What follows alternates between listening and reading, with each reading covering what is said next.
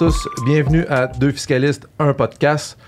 Épisode d'aujourd'hui, on délaisse un petit peu l'histoire de la fiscalité, mais Monsieur Victor Larocquère a accepté de nous faire honneur de sa présence pour discuter d'un sujet technique. J'ai très hâte de l'entendre. Et aujourd'hui, on parle d'une question qui revient souvent. Salaire versus dividende, lequel est le plus avantageux? Je me présente, professeur Reggie, je suis avec... Simplement Jerry. Alors Jay, comment tu voudrais starter ça aujourd'hui? Débuter ça aujourd'hui?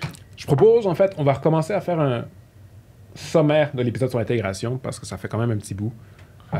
Revenons sur c'est quoi le taux d'intégration, qu'est-ce qu'on veut dire par là?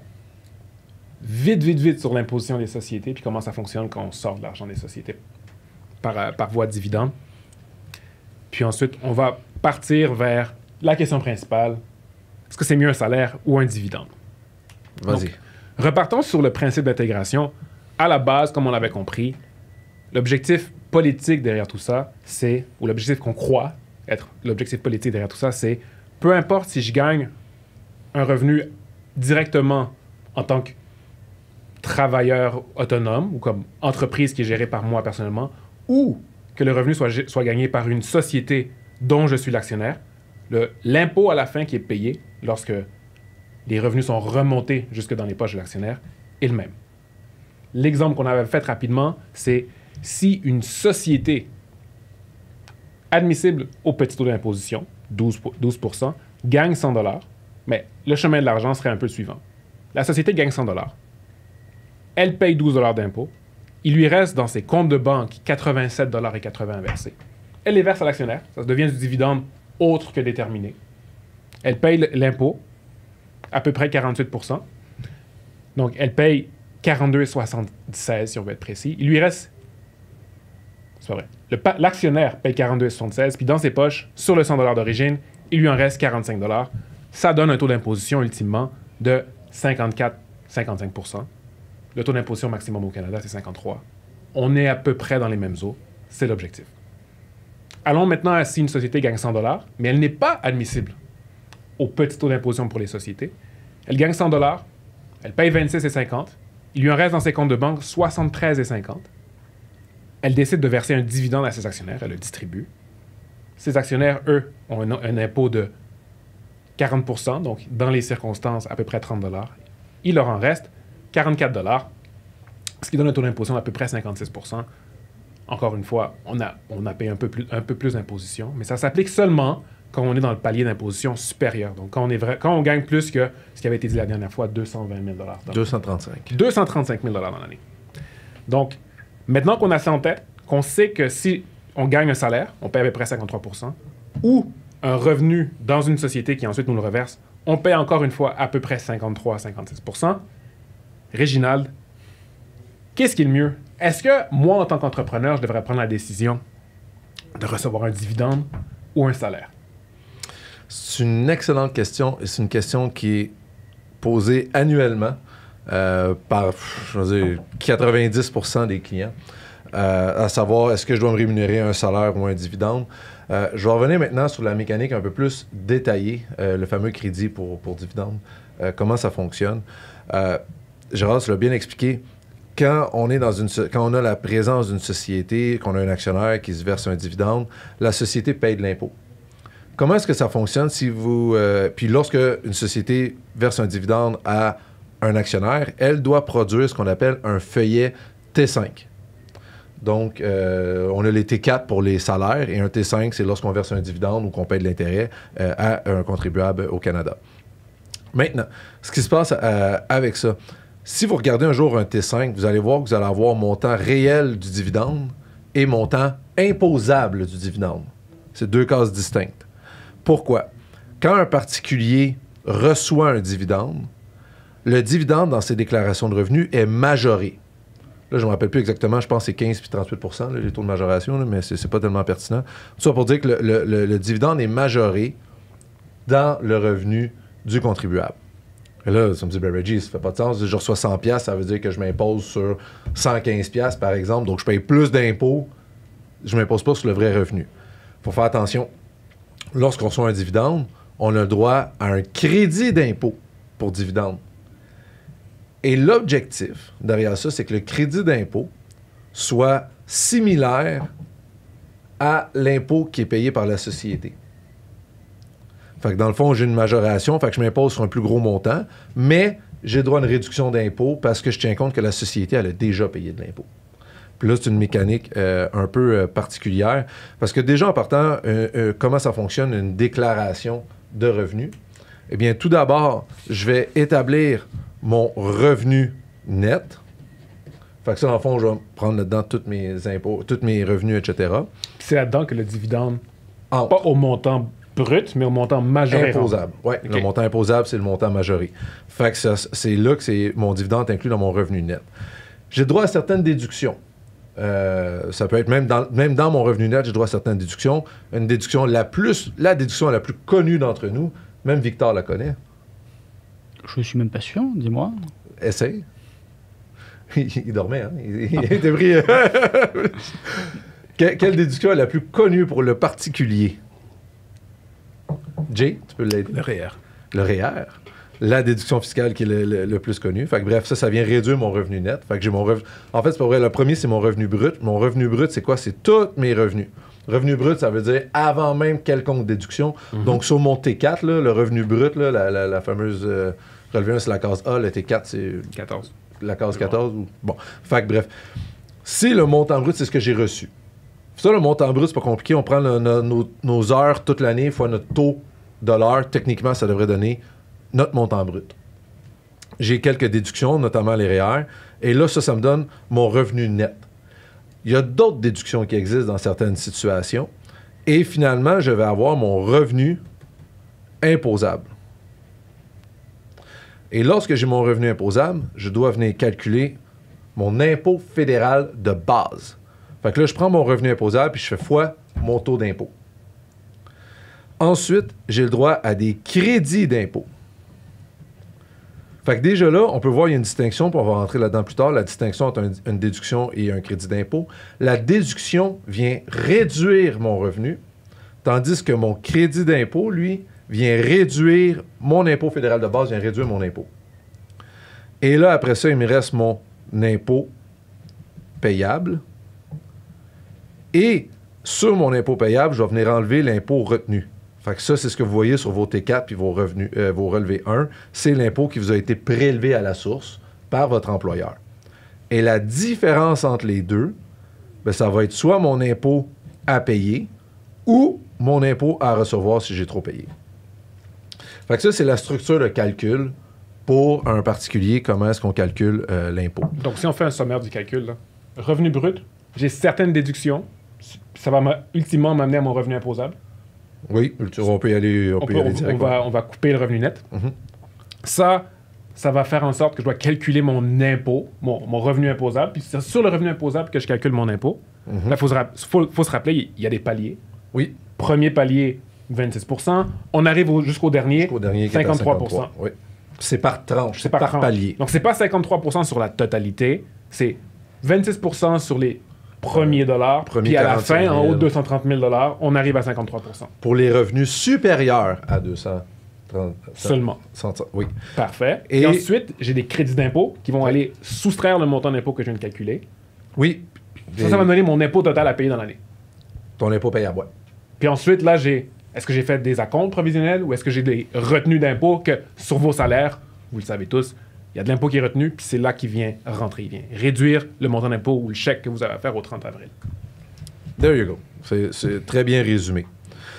Alors, qu'est-ce qui se passe maintenant? Je reviens à la question initiale, salaire versus dividende. Quand j'ai un salaire, bien, j'ai un revenu brut. Mon salaire, je m'impose dessus, je calcule mon impôt, etc. Là, le dividende, qu'est-ce qui se passe? Il est majoré. Fait que ça me donne un montant additionnel à m'inclure moi personnellement, à cause que la société a payé de l'impôt là-dessus.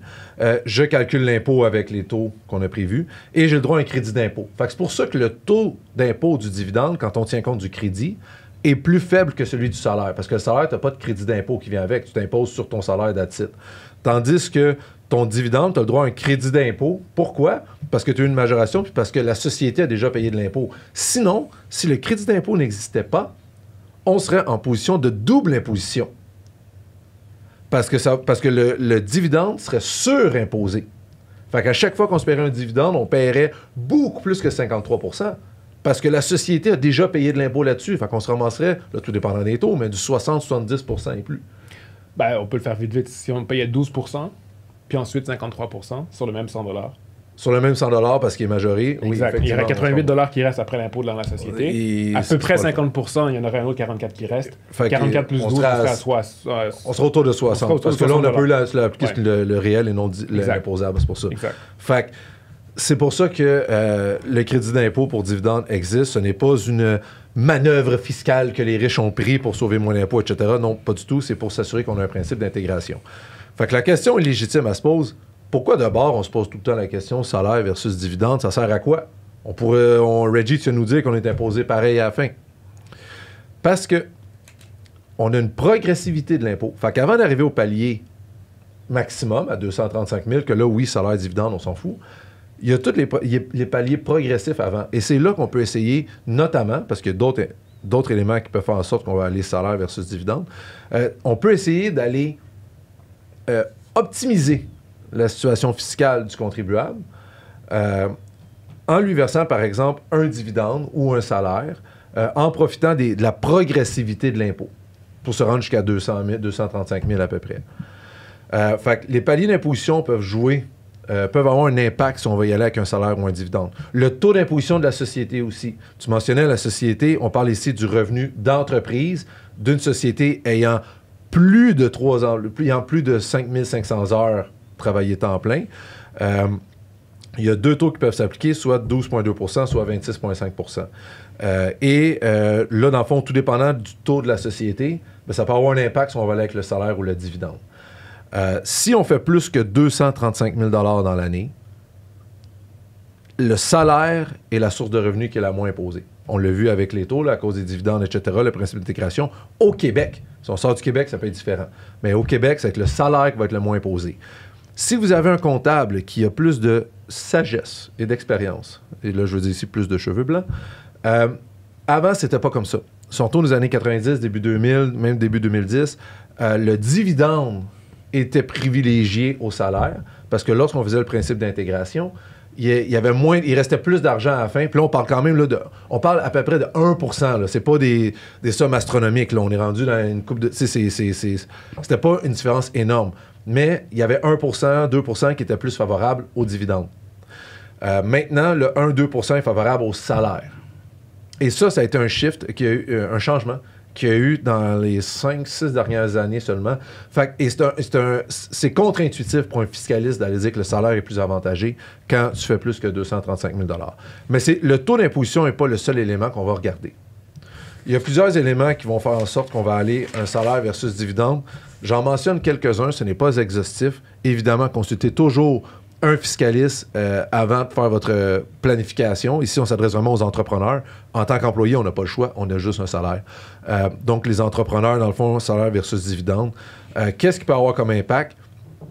Outre que l'impôt, les déductions à la source. On l'a vu dans le principe d'intégration, on parle quand même de 10-15 %, les taux de 10 % là, si on veut notamment RRQ, RQAP, assurance emploi si on n'a pas 40 si on a moins de 40 % des droits de vote, cotisation syndicale si jamais on est actionnaire et en plus on est dans le syndicat. Je ne sais même pas si c'est possible, mais ce serait-tu possible non, d'être actionnaire et être dans le syndicat de la société? Oui. Oui, OK, parfait.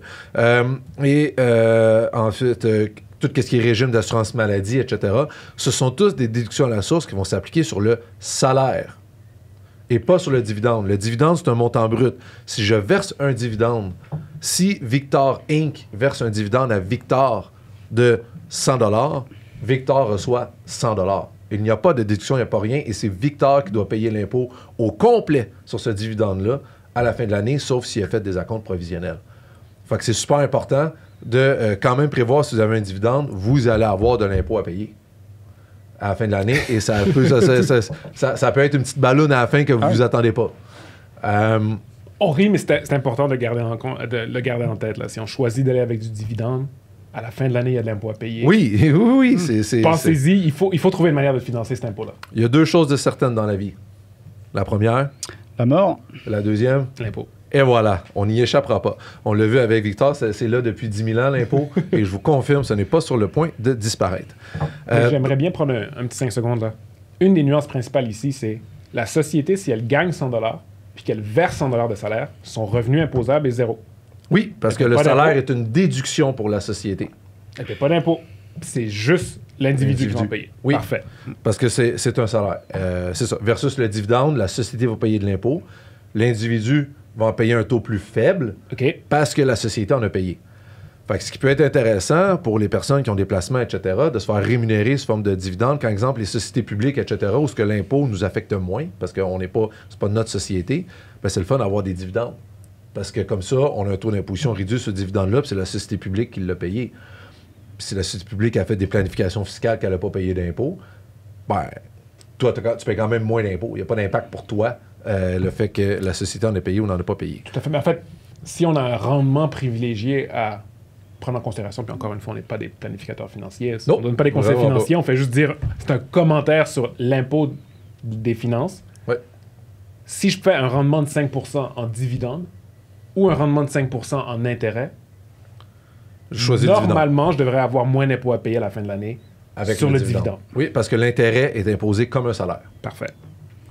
Fait que, qu'est-ce qui se passe quand j'ai un salaire? J'ai des déductions à la source qu'il faut que je considère que c'est extra impôt, si on veut, que je n'ai pas avec le dividende. Le salaire me donne accès à des contributions réelles que le dividende ne me donne pas accès. Parce que pour faire de l'espace réel, ça prend un revenu gagné, qu'on va dire un revenu un peu plus actif, si vous me permettez l'expression. Là, j'ai quelques collègues fiscalistes qui pourraient dire « fais attention en disant ça », mais bref, pour les besoins du podcast, un revenu qui découle d'une activité comme un travailleur autonome, comme un employé, l'activité du particulier, qui va me créer de l'espace réel. Fait que si pour vous, c'est super important d'avoir des REER et que vous êtes un dirigeant, un actionnaire d'entreprise, vous allez privilégier le salaire. Également, au fédéral, les frais de garde. Les frais de garde sont déductibles contre le revenu d'emploi. Fait que, situation que j'avais déjà vue, un médecin qui m'a dit qu'il n'était pas capable de déduire les frais de garde parce qu'il se rémunérait sous forme de dividende et lui, ça va pour le revenu le plus faible. Le revenu le plus faible, c'était des dividendes. Fait que sa conjointe faisait... Bon, elle était médecin, elle aussi. Elle faisait plus d'argent que lui et elle avait un salaire quoi que ce soit. Le frais de garde allait au revenu le plus faible et donc à monsieur, parce que c'était monsieur qui avait un revenu le plus faible, mais lui, il avait reçu des dividendes. Donc, il n'était pas en mesure de déduire les frais de garde au fédéral. Au Québec, c'est pas la même game, mais au fédéral, il n'était pas en mesure de les déduire. Fait que les frais de garde, dans le fond, tombaient à l'eau. Alors que techniquement, il y avait une activité, mais il se rémunérait sous forme de dividende. Fait que les frais de garde d'enfants au fédéral, c'est déductible contre du salaire seulement. Ou du revenu, encore là, du revenu d'entreprise si c'est un travailleur autonome. Également, d'autres éléments qui peuvent favoriser le salaire, si la société a des dépenses de R&D, de recherche et développement. Il peut y avoir des crédits d'impôt qui sont rattachés à la recherche et développement. Si la société ne verse des dividendes à l'actionnaire, elle peut ne pas y avoir droit à ces crédits-là, ou à ces dépenses-là, ou à ces incitatifs fiscaux-là. Sur la portion du revenu. Sur la portion du revenu de l'actionnaire. C'est ça. Si, par exemple, Jay est actionnaire de Recherche et Développement Inc., et se rémunère sous forme de dividende 400 000 par année, malheureusement, il n'aura le droit à aucun incitatif fiscal relatif à la recherche et développement parce qu'il s'est versé un dividende plutôt qu'un salaire. Alors que si c'était versé un salaire, il aurait pu avoir des crédits d'impôt. Autre élément, au Québec, la déduction de petite entreprise qui vient réduire le taux d'imposition des sociétés, lui aussi, c'est basé sur les heures travaillées. Je ne rentre pas dans les détails, mais tout ça pour dire que pour avoir des heures travaillées, il faut verser un salaire. Donc, c'est quand même une réduction du taux d'impôt de 8 %, parce qu'au Québec, le taux maximum d'impôt, c'est 11,9 % et on peut le déduire à 3,5 de mémoire. Et pour 11,5 à 3,5, je pense. Bref, dans ces eaux-là. Tout ça pour dire que c'est une réduction du taux d'impôt de 8 %, mais il faut avoir travaillé 5 500 heures. Donc, si, par exemple, l'actionnaire se rémunère sous forme de dividende et a 2 employés temps plein, c'est à peu près 2 500 heures par année chacun, fait que 5 000 heures. Il n'y aura pas droit à une réduction d'impôt d'un taux d'impôt de 8 %, ce qui est énorme, 8 %. Fait que tu veux favoriser le salaire pour aller chercher la déduction de petite entreprise. Et autre élément, autre que fiscal, qu'on pense moins des fois, nos fameuses amis, les banques. Si vous voulez vous acheter une maison, vous devez avoir un salaire ou un revenu de travailleur autonome. Puis même là, les revenus de travailleur autonome, ils aiment ça so-so. Ils aiment beaucoup les salaires.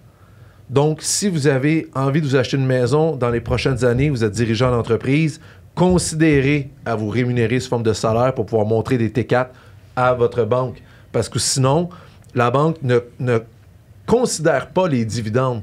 Même si vous dites, oui, mais c'est ma société, je détiens 100%. Tout demain matin, je peux la liquider, tout revient dans mes poches. N'oubliez pas que la société est une personne distincte, morale. C'est une personne morale distincte. Donc, c'est pas votre argent, c'est l'argent de la société. La société a accepté de distribuer les profits, mais elle peut aussi, même si c'est vous qui contrôlez tout, puis indirectement, oui, vous contrôlez l'argent, vous pouvez la sortir, la banque ne considère pas les dividendes dans vos revenus pour les fins des prêts. Fait que si vous pensez emprunter pour une maison ou quoi que ce soit, on va y aller avec le salaire. Je tiens quand même à nuancer un petit peu les propos. On invitera quelqu'un qui est spécialisé en fait dans les prêts personnels parce qu'il y a des méthodes de financement alternatives qui permettent. Pour les entrepreneurs, par les banques? Méthodes de financement alternatives. OK, c'est ça. Est-ce que j'ai précisé les banques? T'as précisé les banques. Mais je tiens pour que les entrepreneurs qui seraient dans une situation comme ça, il y a des méthodes alternatives, il faut consulter les bonnes personnes. On espère éventuellement avoir des invités sur le podcast qui pourraient nous parler de ces méthodes-là. Ça sonne sketch, ton affaire. Non? Non, ça fonctionne. Victor, je viens de voir. Écoute, les banques ne veulent pas te prêter. Moi, je connais du financement alternatif. Il faut juste que tu connaisses les bonnes personnes. Il faut juste s'adresser au bon conseiller. Il n'y a rien d'illégal. Tout est correct. Tu peux mettre des beaux titres. Il faut juste avoir un bon conseiller. Je suis un bon conseiller. Ou un intermédiaire. Ce n'est pas moi. Un intermédiaire rémunéré. Pardon? Un intermédiaire rémunéré. On peut mettre un courtier. Fait que, bref, oui, il y a des méthodes alternatives. Il y a tout le monde qui va regarder vos revenus, etc. De plus en plus, il y a plein de méthodes de financement autres que les banques qui sortent. Mais ici, je précise, je parlais des banques à charte canadienne. Tout à fait. Maintenant, le dividende, par contre, qu'est-ce qui peut être intéressant avec le dividende? Bien, encore là, aucune déduction à la source pour les dividendes. Il y a une cotisation au FSS, le Fonds de soins de services de santé. Fonds de services de santé, je pense. Soins de santé. Ouais. Soins de santé. Fonds de soins de santé. Bref, le FSS. Il y a une cotisation au FSS qui est payée par la société lorsque vous versez un dividende. Le taux d'imposition est plus réduit pour l'actionnaire en ayant le dividende. Le dividende est beaucoup plus simple. On fait simplement un virement de la société à l'actionnaire. Donc, c'est très... la simplicité du dividende, je ne veux pas, le favorise beaucoup. Fait que quand on regarde ça, c'est pour ça qu'à chaque fois que quelqu'un demande salaire versus dividende, puis qu'il se fait dire que ça prend une analyse, c'est parce que ça ne se répond pas comme ça, sur le coin d'une table, une règle du pouce, quoi que ce soit. La règle du pouce qu'on voit en pratique, c'est souvent...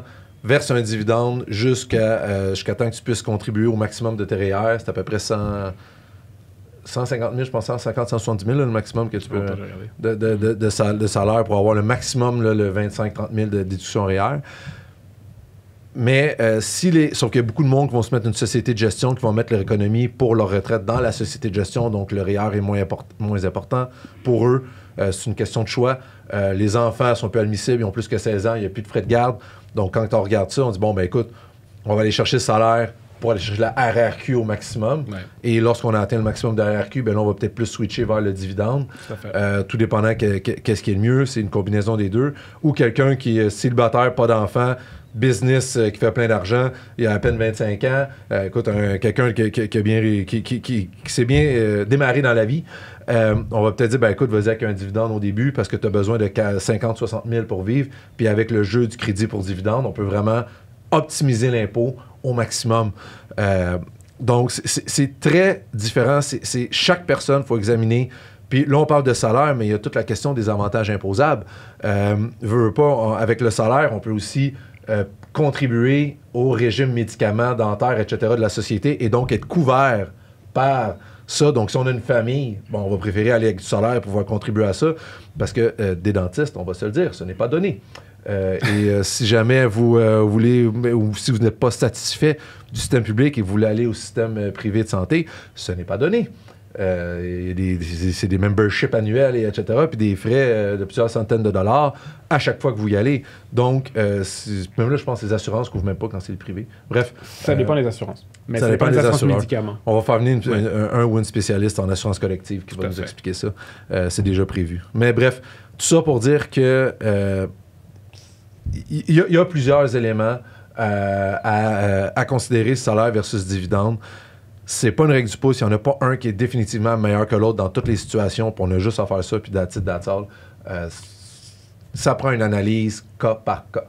Je vais prendre un pas de recul. On a dit énormément d'éléments. Oui, puis je parle vite, je pense. Dites-moi là, dans ce temps-là, je vais ralentir. Je pense que notre auditoire est capable de le prendre. Faut pas sous-estimer le monde. Moi, on m'a dit que beaucoup de gens écoutaient les podcasts en allant à 1.5 ou 2 fois la vitesse. Moi, en général, j'écoute à 2 fois. Dans mon cas, je crois pas qu'ils vont aller à 2 fois. Ils vont peut-être ralentir à 0.5. Ah, ils peuvent aller à 1 au moins. Bon, tu as parlé de 2 éléments que j'aimerais revenir en. Le versement de dividendes, puis là, on va peut-être aller vers le dividende qui est versé dans un groupe de sociétés. À ce moment-là, je voudrais avoir un de tes commentaires pour la raison peut-être politique de la mécanique qu'on va parler. Dans un deuxième temps, on a parlé de crédit d'impôt pour le dividende. Je propose en premier qu'on vide la question du fonctionnement des... Là, on parle d'un dividende qui est versé par une société à son actionnaire. Je propose en premier qu'on vide la question, le dividende versé par une société à d'autres sociétés canadiennes. Puis ensuite, on ira vers la mécanique du crédit d'impôt pour qu'on comprenne un peu mieux qu'est-ce qui se passe, notamment quand mon crédit d'impôt est supérieur aux impôts que j'aurais dû payer pour le dividende. Donc, venons en premier au dividende versé dans un groupe de sociétés canadiennes. C'est quoi la mécanique d'imposition de ces dividendes-là? Puis, est-ce qu'on a une idée de pourquoi le législateur a prévu cette mécanique-là, qui pourrait en surprendre plus d'un? Est-ce que tu veux pour le pourquoi? Est-ce que tu veux que M. Laroucaire y aille en premier? On peut aller à... Et allons-y au pourquoi en premier, puis ensuite, on pourrait aller vers la mécanique. Est-ce que tu es d'accord, Victor? Oui. Le pourquoi? Le pourquoi du coup, le mécanisme d'inclusion-déduction. On va juste mentionner le dividende, quand il est versé à un particulier, donc Victor, Jerry, moi, etc., c'est imposable. Ouais. On doit payer de l'impôt dessus. Mais lorsque le dividende est versé, sauf dans certaines situations, lorsqu'il est versé à une autre société, il n'y a pas d'impôt. Donc, une société peut verser un dividende à une autre société qui la contrôle ou qui détient plus que 10% de la valeur des actions et plus que 10% comportant les droits de vote, et pas ou, mais et, 10% de la valeur et 10% des actions comportant les droits de vote. Si la société bénéficiaire du dividende répond à un de ces 2 critères-là, soit qu'elle contrôle la filiale ou qu'elle détient plus que 10% de la valeur et 10% des actions comportant plein droit de vote, le dividende entre les 2 sociétés est généralement non imposable. Je vais quand même mettre l'emphase sur généralement. Là, c'est du cas par cas. Consultez Consultez vos fiscalistes et vos comptables avant de conclure qu'il n'y a pas d'impôt lorsque vous versez des dividendes dans un groupe de sociétés. Fait que pourquoi est-ce qu'on veut généralement que ce soit non imposable entre les 2? Parce que sinon, il y aurait double imposition, tout simplement. Parce qu'en fait, la société fille, en fait, a déjà payé de l'impôt. Donc, c'est pour éviter à chaque fois qu'il y a une sorte de système un peu de remboursement et de paiement, pour éviter ça, on fait inclusion-déduction. Si je me fais l'avocat du diable, je peux juste le faire transiter par des sociétés à l'infini puis jamais payer d'impôt. Et tu auras payé l'impôt à l'origine. Oui, parce que le dividende est après impôt, il ne faut pas oublier. Le dividende, c'est la distribution des profits après impôt de la première société. C'est qu'on impose une somme minimale au début via la société, puis on impose une somme après à la fin quand c'est versé au particulier. OK. Donc, si on doit comprendre le principe général à se rappeler, ça serait quand il reste dans un groupe de société, on comprend que le groupe de société doit être relativement serré, parce qu'on doit avoir le contrôle. On peut faire circuler l'argent sans impôt supplémentaire. Oui, en fait, on ne souhaite pas favoriser un type d'organisation d'une entreprise ou de ces entreprises de manière différente. C'est-à-dire qu'une personne est libre d'organiser ses affaires en fait, un peu de la manière dont il veut et il ne devrait pas être pénalisé fiscalement pour ça. Donc si j'ai envie, par exemple, d'organiser ma business en mettant plusieurs sociétés imbriquées, je ne devrais pas me retrouver à payer plus d'impôts qu'une personne simplement qui met tout dans une seule société. OK. Donc là, ici, on parle de si j'avais une société qui contrôlait une autre société, il ne devrait pas y avoir plus d'impôts parce que j'ai une structure comme ça plutôt que moi qui contrôle. La structure ne devrait pas... En fait, sur le principe d'intégration, c'est que la structure le véhicule juridique ne devrait pas influencer l'imposition, idéalement. Parce que s'il fallait qu'on impose les dividendes dans une chaîne interco, on va dire, ou avec plusieurs compagnies, le problème, c'est qu'on se ramasserait avec une double, triple, quadruple et même cinqutuple imposition. Et il peut y avoir des raisons commerciales d'avoir une chaîne de sociétés.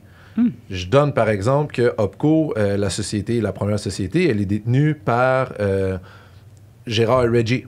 Fait que ça, c'est la Opco. Maintenant, Reggie a mis une société, lui, au-dessus. Parce que Reggie, lui, en fait, il n'est pas tout seul. Il y a aussi sa famille qui est détenue, qui détient, ou même d'autres partenaires qui détiennent également des actions. Puis c'est Reggie qui est le principal actionnaire de cette deuxième société-là. On va l'appeler GESCO 1. Donc, c'est pour ça que GESCO 1, lui, Gérard voulait juste avoir Reggie dans le portrait. Il ne voulait pas les autres. Fait que pour une raison commerciale, on a Gérard et on a Reggico qui détient Opco. Reggico plutôt que GESCO, c'est le plus simple. Et là, au-dessus de ça, ben là, Reggie, lui, a d'autres partenaires dans Reggico, d'autres partenaires minoritaires. Mais il voulait avoir aussi sa propre société de gestion. Fait que Reggie s'est aussi fait sa GESCO, sa société de gestion. Puis, fait que ça peut expliquer que 3 sociétés, une après l'autre. Mais ça serait illogique que la société paye 26% d'impôts, 26,5% on va dire, verse un dividende à Reggico. Reggico paye 26,5%, qui verse un dividende à GESCO, qui paye 26,5%, et qui verse un dividende à Reggie, qui paye 41%. Là, on va dire, ben voyons donc, à la fin, il reste plus rien. OK. Fait que c'est pour ça que dans la chaîne corporative, le premier va payer 26,5%, puis après ça, on va l'envoyer en haut. Mais quand Reggie va vouloir sortir l'argent dans ses mains, là, on va venir l'imposer. Mais l'impôt a été payé au début. Fait que c'est pour ça, des fois, que vous pouvez voir des grosses sociétés publiques qui génèrent des millions, vous dire, ils ont fait un dividende de 400 millions sans impôt. Faites attention, 400 millions ont été dans une autre société et le 400 millions a déjà été imposé auparavant. Et les sociétés publiques n'ont pas le droit de payer du 12,2 %. Il ne faut pas oublier, le 12,2 %, c'est pour des sociétés privées canadiennes. Donc, une société publique ou une société détenue et contrôlée par des non-résidents n'a pas accès à ce 12,2 %-là. C'est seulement destiné aux sociétés qui ne sont pas contrôlées par des sociétés publiques ni contrôlées par des non-résidents. Sur un revenu, un plafond maximum. Et sur les premiers 500 000. Oui. C'est pas sur tous les revenus. Et on ne peut pas le multiplier en faisant 8 sociétés. Exact. Et il y a un mécanisme qu'on appelle les règles d'association qui fait que c'est un plafond par groupe de sociétés associées. Donc, c'est pas la multiplication de ce qu'on appelle la DPE, là, la déduction. Là, qui contrairement à ce qu'on peut entendre ultimement, la déduction pour petites entreprises qui amène autour de 12 %, c'est pas un bonbon qu'on peut utiliser autant qu'on veut puis qu'on peut planifier et multiplier. Là. Il y a des limites à ce qu'on peut faire avec ça. Ouais. Parfait. Fait que ça, c'est pour le dividende interco. On parlait tantôt généralement, je ne vais pas rentrer dans les règles très, très spécifiques de ce qu'on appelle le revenu protégé. Je vais vraiment garder ça PJ, comme on dit, là, pas général. Ce que nous, on paye, là, les particuliers, les sociétés sur notre revenu courant, on appelle ça l'impôt de la partie 1. C'est l'impôt régulier. Les dividendes, eux, sont soumis à l'impôt de la partie 4. Il y a un impôt de la partie 2, 3, etc. Ça se rend même jusqu'à plus que 13. L'impôt de la partie 4, c'est l'impôt qui vise les dividendes entre sociétés. Et dans le fond, c'est dans la section de l'impôt de la partie 4 qu'on dit si une société en contrôle une autre ou détient plus que 10 % de la valeur et des actions comportant plein droit de vote, il n'y aura pas d'imposition sur le dividende. Par contre, parce qu'on va dire que les sociétés sont rattachées. Par contre, si vous ne respectez pas une de ces deux conditions-là, que vous ne contrôlez pas ou vous n'avez pas plus de 10 % en vote et valeur, à ce moment-là, vous êtes non rattaché. Et là, oui, le dividende va être assujetti à un impôt de 38,1%. Mais cet impôt-là va être remboursable pour le bénéficiaire. Donc, je reprends mon exemple. J'ai Opco qui verse à Reggico 100 000 $ de dividende. Je ne suis pas rattaché. J'ai 5 % des actions et tout. Je verse 100 000. Reggico va payer 38,1%, donc 38 333 $ d'impôt. Mais cet impôt-là est remboursable. Comment est-ce qu'il est remboursable? Eh bien, il faut que Reggico verse un dividende à quelqu'un. Un dividende imposable à quelqu'un. Fait que si je le verse à Reggie dans ses mains, la société est remboursée. Là, on va dire, wow, comment ça? Ça fait pas de sens, ça n'a pas payé d'impôt. Un instant. L'objectif de cet impôt-là, de la partie 4, c'est justement d'inciter la société à payer un dividende imposable à son actionnaire. Parce que l'actionnaire, si c'est un particulier, ben guess what? J'y rembourse son Il va payer 38 et un tiers %. Lui, il paye entre 42 et 49. En tant que gouvernement, je suis gagnant. Donc, je veux inciter la société à reverser cet argent-là. Et si une autre société, là, on pourra dire, ouais, mais Reggie, on va mettre une autre société, vient de régler le problème. Regico va s'être remboursé, puis l'autre société, libre d'impôt. Si la Regico reçoit un remboursement d'impôt, à cause qu'elle a payé l'impôt de la partie 4, elle a versé un dividende, elle se fait rembourser son impôt, et que le dividende est versé à une autre société, bien, cette société-là, même si elle contrôle, même si elle a plus que 10% en vote et valeur, va devoir quand même payer de l'impôt de la partie 4 parce que l'autre société a eu un remboursement. Fait que ça ne fonctionnera pas de juste ajouter une société pour sauver cet impôt-là. Le système est bien fait à ce niveau-là. Cet impôt-là va toujours être payable par la société tant qu'elle ne l'aura pas payé à un particulier. OK. Donc, encore une fois, si on revient en arrière, dans un groupe de sociétés, une société canadienne peut recevoir, on va dire, sommairement 2 types de dividendes. Dividende d'une société rattachée, sur lequel, normalement, elle ne devrait pas payer d'impôt. Si, par contre, c'est un dividende qui provient pas d'une société rattachée, elle pourrait notamment devoir payer l'impôt de la partie 4. Donc, pensons à une société qui, elle, détient des placements purs et durs. Là. Tout ce qu'elle fait, c'est détenir des placements. Elle détient moins de 10% dans plusieurs sociétés. Elle paye un impôt de 38% lorsqu'elle reçoit le dividende. 38 et un tiers, oui. 38 et un tiers. Oui.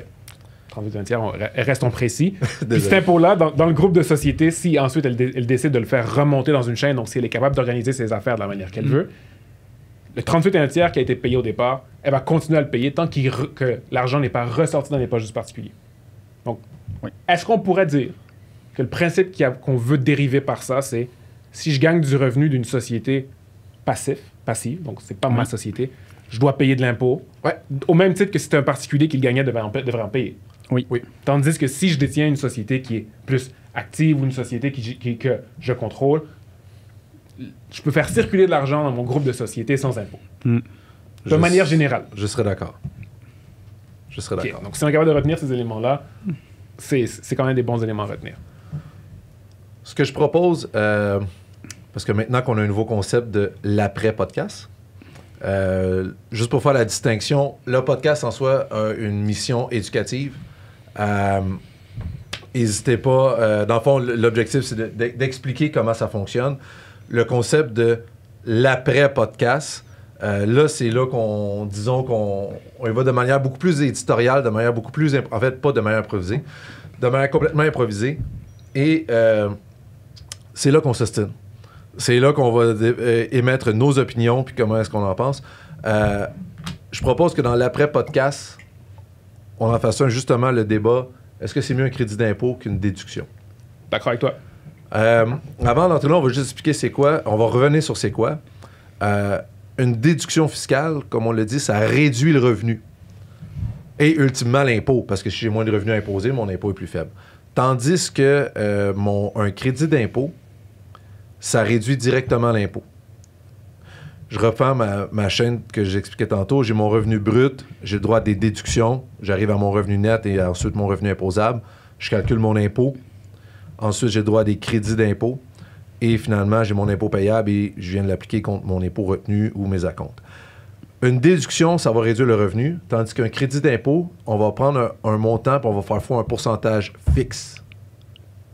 Et c'est ça qui va faire en sorte qu'il va réduire mon impôt. C'est pas progressif en fonction de mon revenu. Dernier élément que j'aimerais discuter aujourd'hui, parce qu'on aimerait ça aussi pouvoir donner des trucs aux gens. Petite planification fiscale. Si je te demande, les deux,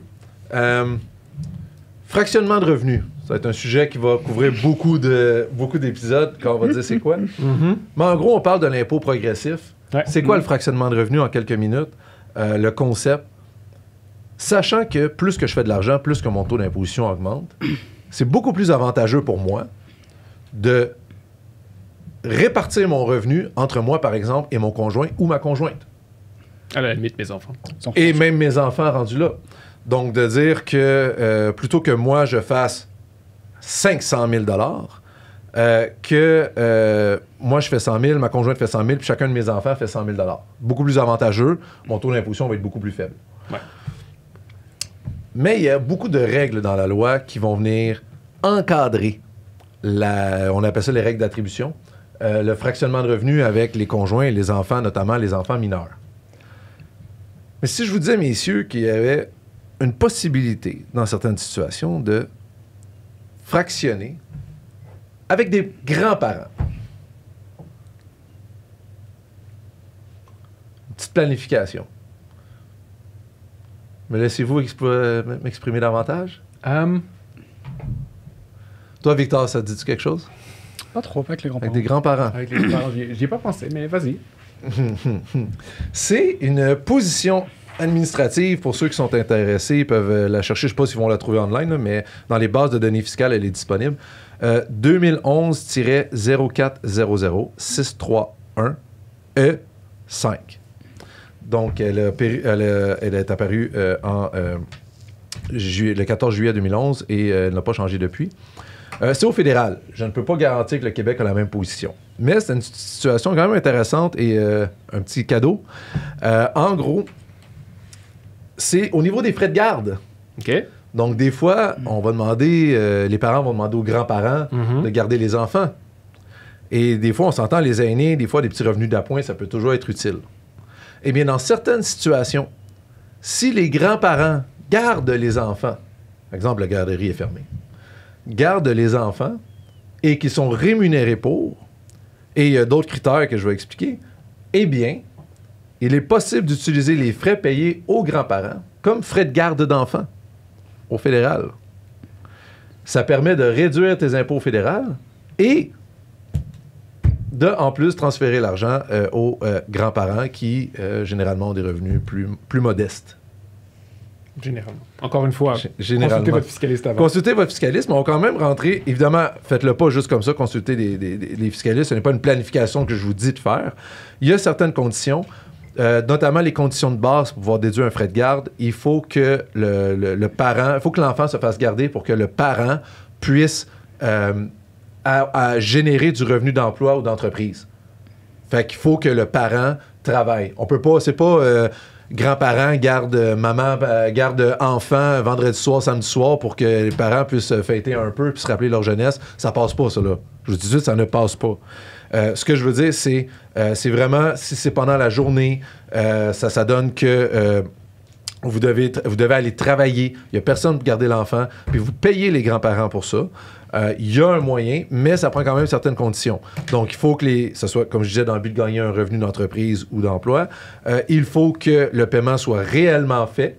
Il faut que l'enfant soit à la garde du parent. Il y en a d'autres aussi, mais je vais très simple. Il faut... ça, c'est un but. Ah oui, puis si jamais, ben là, il y a toute une question aussi des taxes. Si jamais le grand-parent fait plus que 30 000 $ ou quoi que ce soit, doit être inscrit. Il peut aussi y avoir des conditions au niveau des déductions à la source. Et donc, que le parent pourrait devoir s'inscrire comme employeur. Parce qu'à la fin de l'année, il va falloir fort probablement soit émettre un T4 ou un T4A aux grands-parents. Donc, ça reste qu'il y a quand même pas mal de conformité à faire, mais c'est possible. Et ça a été confirmé par nul autre que l'Agence du revenu du Canada. Je vais nuancer, c'est un bon appoint. C'est quoi la différence entre une position de l'Agence du revenu du Canada puis la loi de l'impôt? Le temps qu'on est dedans, j'aimerais qu'on en parle un peu. Il y a différentes sources juridiques au Canada. La première étant la loi de l'impôt. Que là, si c'est marqué dans la loi, si c'est clair, bon, moi et Victor, on pourrait en reparler pendant 1 heure et débattre de ça, mais si le texte est clair a priori, même si ça prend un examen qu'on appelle textuel, contextuel et téléologique, gardons ça simple. Si le texte est extrêmement clair puis sans ambiguïté, on peut s'y fier. Mais ça reste que la loi de l'impôt est une question d'interprétation. Ensuite, cette interprétation-là est notamment faite par la jurisprudence. Ça, c'est des décisions. À partir du prochain podcast, on rentre dans des décisions, on va faire des études de cas. Donc, ça. Et ensuite, ça a le pouvoir juridique. Ça, il faut les suivre. C'est pas une question. Si la jurisprudence dit qu'on peut, on peut. On arrête ça là. Et ensuite viennent les positions administratives. Et ça, c'est l'ARC qui va émettre des positions. On peut lui poser des questions, puis on va dire, voici ce qu'on en pense. Ceci n'a pas force juridique, mais ça l'aide les professionnels à comprendre quelle est la position de l'ARC et à mieux orienter les réorganisations, voir comment l'ARC pense de ça. Le hic avec ça, c'est que l'ARC n'est pas obligé de suivre sa position. Donc, techniquement, même si vous le faites ça, puis que la RC en 2011 a dit que c'était bon, elle peut arriver et dire oui, mais là, ça me tente plus, je l'applique plus. C'est sûr que ça, c'est un risque à chaque fois, mais c'est possible. Et finalement, il y a les textes de doctrine. Les textes de doctrine, ben, c'est ce que moi, j'ai rédige, qu'est-ce que toi t'en fais, Victor en fait aussi. Ça, dans le fond, c'est différents textes qui sont rédigés par des professionnels.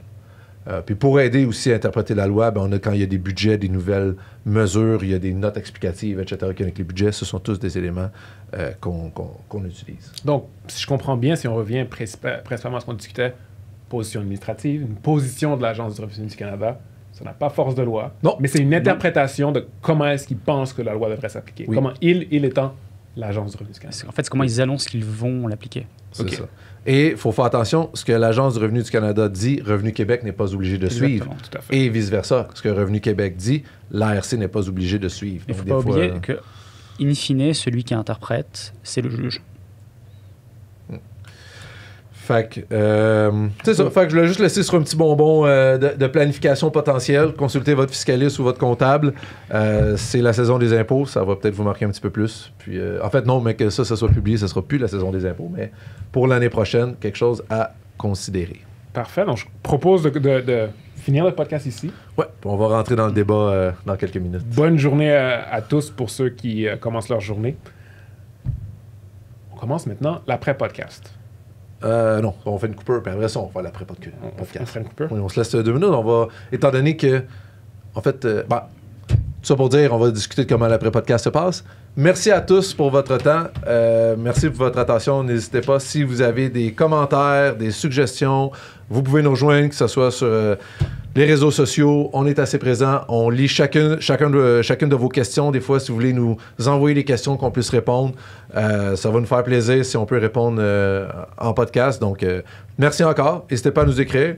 Puis, même si vous avez une business, une entreprise atypique avec laquelle vous voudriez venir nous discuter de votre modèle d'affaires ou quoi que ce soit, ou commencer l'émission, ben, on est toujours ouvert. Fait que, merci beaucoup et bonne journée ou bonne soirée, tout dépendant quand vous regardez ça, quand vous écoutez ça.